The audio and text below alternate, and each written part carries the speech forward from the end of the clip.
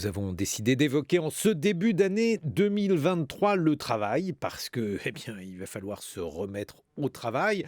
Peut-être aujourd'hui, alors si vous êtes écolier, collégien, lycéen, vous avez une journée de vacances supplémentaire, mais tout le monde n'a pas la chance d'être écolier. Bonjour Olivier Grenouillot.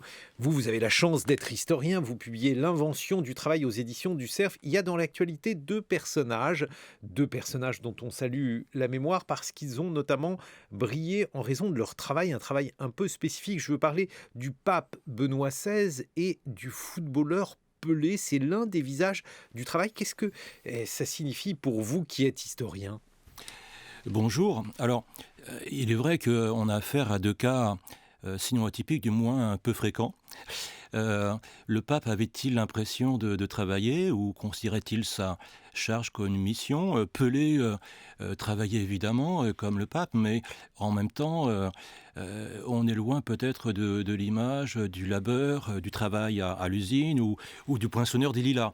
Tout cela pour dire que finalement, et c'est l'objet de mon livre, tout cela pour dire que au-delà du fait de travailler effectivement, il y a le sens ou les significations que les hommes peuvent donner au fait de travailler. Et je dirais que depuis les débuts de l'histoire, depuis que nous avons des traces écrites de ce que pensaient les hommes ont toujours pensé à ce que peut signifier le travail. Mais alors pour le pape, il s'agissait véritablement d'un travail. Si je dis cela, c'est parce que si cet homme a décidé en 2013 de cesser d'être pape, c'est qu'il considérait qu'il pouvait, comme tout un chacun, avoir droit à une forme de retraite. Ce n'était pas une mission, c'était quelque chose qui avait un début et qui donc pouvait avoir une fin, Olivier Grenouillot. Peut-être, mais je dirais que quand même dans l'histoire de la papauté, c'est quelque chose d'extrêmement rare. Et sans doute y avait-il de multiples raisons à cette mise en retrait que je ne connais pas, que nous ne connaissons pas forcément. Mais encore une fois, c'est extrêmement rare qu'un pape se retire ainsi, et extrêmement rare qu'il y ait deux papes en présence, sauf à des époques médiévales ou autres où, où ces deux papes s'opposaient. Ce qui signifie aussi, dans les deux exemples que j'ai pris, issus de l'actualité, footballeur et pape, on voit qu'on a affaire à une définition très extensive du travail. Est-ce que cette définition-là, elle est là d'emblée? Est-ce que le travail est, par exemple, d'emblée associé à une forme d'activité pénible? Alors, si on s'intéresse au monde occidental, hein, c'est l'objet de mon livre, je dirais de la Bible à aujourd'hui, le travail est d'emblée associé à quelque chose de difficile, c'est vrai. Les grands récits des origines, là décalons-nous un peu, allons vers la Mésopotamie, hein, vers 1650 avant Jésus-Christ, l'épopée d'Atrahasis, hein, on nous raconte que finalement, à un moment donné, il y avait des divinités inférieures qui travaillaient pour les dieux supérieurs, et les premières décident de faire grève, en quelque sorte. Elles arrêtent de travailler. Il faut donc trouver une solution qui va subvenir aux besoins des dieux supérieurs. Et on invente l'homme qui va être esclave des dieux. Ça, c'est la version mésopotamienne, si vous voulez, des origines de l'homme. Et l'homme est associé dès le départ au travail et à une sorte d'esclavage au travail. Dans le monde proprement occidental, si on évolue un peu vers l'ouest, vers la Grèce, Hésiode, au 8e siècle avant notre ère, nous dit deux choses. Dans sa Théogonie, nous dit que le travail de la terre est rendu difficile à cause du péché de démesure de l'homme. Il raconte comment Prométhée a deux fois trompé Zeus. La première fois, il sacrifie un bœuf à Zeus, et puis Prométhée voudrait bien garder les meilleurs restes pour lui, et donc il met finalement de la graisse sur les os. Et Zeus choisit la mauvaise part. Zeus est évidemment fâché, il décide de reprendre le feu qu'il avait donné aux hommes. Sur ce, Prométhée le trie une seconde fois, reprend le feu et le donne aux hommes. Et la sanction est la suivante: les dieux cachent aux hommes leur pitance, et donc il faudra travailler durement la terre. C'est ce qu'on trouve dans la Genèse, dans le jardin d'Éden, lorsque Ève donne à manger à Adam le fruit de l'arbre défendu du savoir, et on pense souvent que le travail ensuite est maudit, ce qui est un raccourci. Dans le texte, le serpent est maudit, la femme accouchera dans la douleur, et, dit-on, la terre produira difficilement parce qu'il y aura des ronces. Et donc le travail n'est jamais maudit, le travail de la terre est rendu difficile. Et dans la Bible, il n'est rendu difficile qu'à un moment, je dirais que pendant quelque temps, puisque lors de la seconde alliance entre Dieu et Noé, Dieu dit « Plus jamais je ne maudirai la terre à cause de l'homme ». Et donc il y a cette première dimension qui est le travail de la terre rendu difficile. Et il y a aussi l'autre dimension. C'est-à-dire que le même Hésiode, revenons à Hésiode, dans les Travaux les jours, il nous dit que le travail est un moyen pour l'homme de se réconcilier avec les dieux, de restaurer l'harmonie cosmique rompue par le péché de démesure. Dans la Bible aussi, revenons aussi à la Bible, le travail de la terre n'est pas seulement rendu difficile, il est un moyen finalement de conserver et de cultiver l'œuvre divine. Et donc il y a à la fois ces deux dimensions associées dès le début à l'idée de travail. Mais vous rappelez aussi Olivier Grenouillot, et c'est finalement cela qui nous intéresse aujourd'hui, je veux dire jour de la reprise, vous nous rappelez que finalement il y a une dimension aliénante dans le travail, il y a peut-être une forme de ruse, on a été pris au piège, puisqu'il y avait cette époque bénie où nous étions des chasseurs-cueilleurs, et il est probable qu'on y ait perdu, autrement dit que à partir de ce moment-là, eh bien finalement, on a été placé, nous, genre humain, dans la situation de devoir plus travailler pour finalement gagner moins. Oui, alors là, nous avons affaire, je dirais, à un autre récit des origines. C'est-à-dire, qu'en était-il avant l'invention de l'élevage, de l'agriculture, de l'écriture, avant le néolithique. Et à ce propos, finalement, il y a deux images tout à fait opposées, deux interprétations. La première, en gros, jusqu'aux années 1960-70, jusqu'à la période avant que la notion de progrès soit remise en question. Le néolithique était perçu comme finalement un âge béni. Des sauvages, entre guillemets, entraient en civilisation grâce à l'agriculture et à l'élevage. Et puis à partir des années 1970, au contraire, on a parfois considéré que, comme vous le disiez, avant le néolithique, les hommes vivaient libres et égaux, sans travailler, ne connaissaient ni les inégalités ni la guerre. Mmh. Alors, je dirais que le travail des préhistoriens montre, et aussi de ce que l'on sait des sociétés des peuples premiers, parce que souvent on confronte données préhistoriques et peuples premiers, nous donne une image un peu différente de cela. On sait par exemple que les chasseurs-cueilleurs pouvaient connaître la guerre, qu'il y avait des inégalités, qu'ils travaillaient. Alors, avait-il conscience de travailler? Ça, personne ne le sait, mais on sait que des études sur les os nous l'ont montré. On sait que des activités répétitives, comme le lancer d'armes de jet, provoquaient des lésions sur les os. Donc, les chasseurs-cueilleurs travaillaient aussi, ce n'est pas forcément un monde idéal. Et dans cette représentation du passé, finalement, il y a plus notre façon de voir la notion de progrès que la description de réalité passée.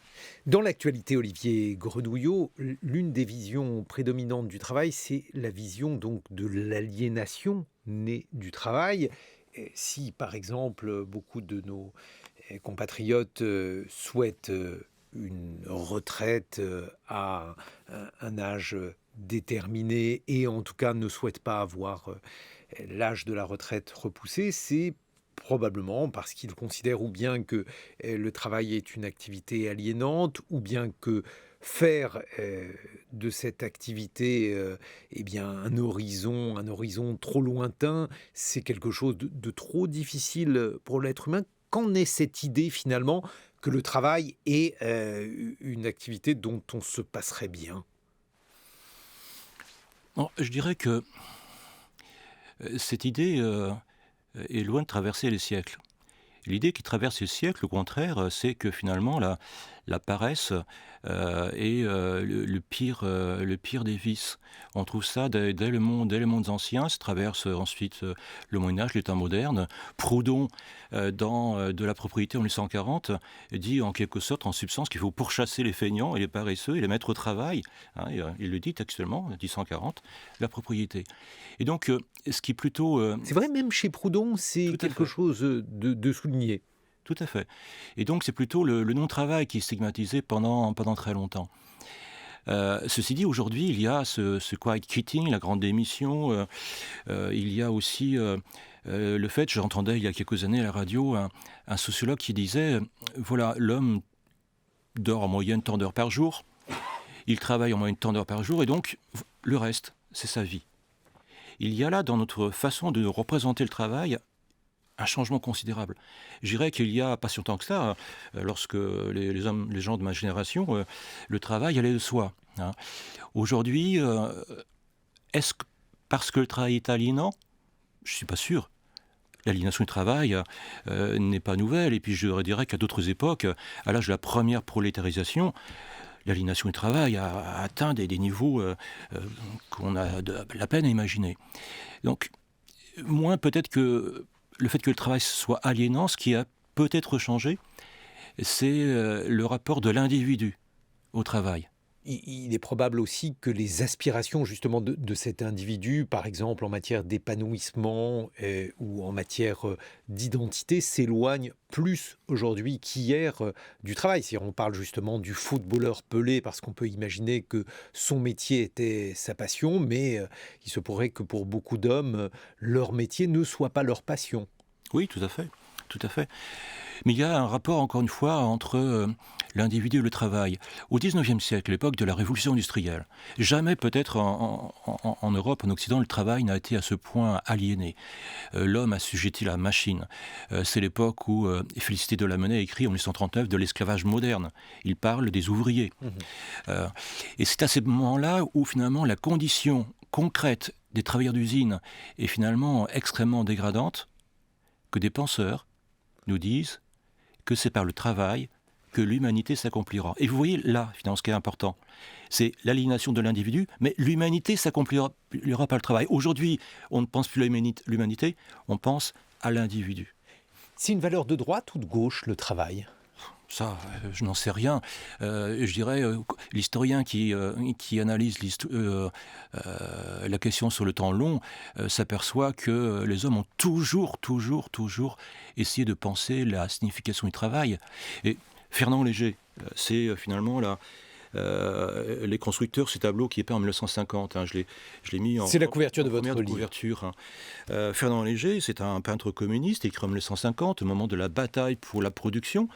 Et que montre-t-il dans les constructeurs? Au premier plan, des hommes qui soutiennent une poutrelle. Donc la notion du travail pénible, c'est lourd. En même temps, ils sont à plusieurs pour faire cela, la notion du travail relation sociale. Et puis on voit que finalement l'édifice qu'ils bâtissent monte dépasse les nuages. L'idée que ce travail finalement ne cesse pas.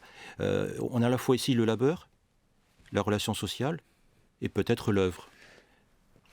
Donc je dirais, voilà, à toutes les époques, et quel que soit, Fernand Léger était communiste, quel que soit finalement le regard d'observateur, il y a toujours cette dimension-là, plurielle du travail. Mais alors justement, si on oublie un peu les communistes, qu'on va vers les anarchistes, le droit à la paresse, c'est un droit qui est de plus en plus revendiqué. Est-ce que ce droit à la paresse, c'est là aussi une autre tradition, un autre regard posé sur le travail, Olivier Grenouillot? Alors, encore une fois, le droit à la paresse, non, c'est une invention relativement, je dirais, non pas moderne, mais contemporaine. C'est le livre de Paul Lafargue, Le droit à la paresse, qui est paru d'abord en feuilleton dans un journal en 1880. Paul Lafargue, ce n'est pas n'importe qui, c'est le gendre de Karl Marx. Et Paul Lafargue nous dit que finalement, les ouvriers ne devraient pas demander du travail, ils devraient travailler moins. On est quand même, je dirais, en lisant Lafargue dans le détail, on est parfois un petit peu mal à l'aise. Pourquoi? Paul Lafargue, il nous décrit les ouvriers de haut, en surplomb, position de surplomb, position méprisante. Les ouvriers, dit-il, sont abétis. Et il faut à tout prix les sortir, écrit-il, de leur frénésie de travail et de leur abstinence. Il faudrait que les ouvriers consomment les produits qu'ils produisent. Mais ne sait-il pas Lafargue que les ouvriers n'ont pas les moyens de consommer ces produits, tout simplement? C'est malheureusement une chose parfois fréquente dans la longue histoire finalement des représentants du travail. Beaucoup d'observateurs parlant du travail ne connaissent que par ouï-dire la condition ouvrière. Tel n'était pas le cas de Proudhon, hein, qui a été ouvrier typographe, par exemple. Mais Marx parlait aussi de crétinisme du métier, le fait de dire finalement que le travail, en tout cas le travail des prolétaires était un travail aliénant et le travail des bourgeois était un travail qui suscitait de l'aliénation, on produisait. Ça aussi, c'est quelque chose que l'on retrouve depuis Marx jusqu'à finalement une vaste tradition de gauche, Olivier Grenouillot. Alors Marx est le meilleur critique, à mon sens, je dirais, du travail en système capitaliste et de l'aliénation du travail que peut produire le système capitaliste à son époque. Voilà. Tout ça, on le sait très bien. En même temps, je dirais que Marx est héritier finalement de tout un courant philosophique. Et comme Adam Smith, il y a un soubassement philosophique à la pensée marxienne. Marx écrit que dans l'avenir, lorsque l'homme deviendra l'homme intégral, dans la société communiste idéale, restera un besoin fondamental à combler, le besoin d'autrui. Et par quoi sera-t-il comblé, écrit-il? Par les productions des hommes. Donc le travail ne cesse pas dans le monde idéal de Marx, le travail simplement n'est plus aliéné, il se transforme. Et alors là aussi, parmi les métamorphoses, le mot nouveau qui s'oppose au travail est celui d'assister. C'est une notion tout à fait nouvelle, Olivier Grenouillot. Assister, qu'entendez-vous par là? Eh bien, lorsque, par exemple, Laurent Wauquiez parle du cancer de l'assistanat, donc une notion qui serait donc contemporaine à, selon lui évidemment, une manière donc de salarier des individus ou de leur donner des allocations sans travail véritable. Mhm. Alors là, encore une fois, dans des horizons très différents, à d'autres époques, je parlais de la stigmatisation de la paresse. Périclès, en 430 avant Jésus-Christ, à Athènes, le maître d'Athènes nous dit qu'il n'est pas en substance qu'il n'y a pas de honte à être pauvre à Athènes, mais c'est une honte que de ne pas essayer d'en sortir. Euh, Chez les anciens, chez les Grecs notamment, il y a l'idée que l'homme ne doit pas dépendre d'autrui. Et donc la paresse conduit à dépendre d'autrui, et donc c'est une déchéance. Et en même temps, de la même manière, je dirais, les anciens, certains du moins, c'est pas la position de Socrate, certains nous disent que travailler pour autrui, c'est aussi dépendre d'autrui.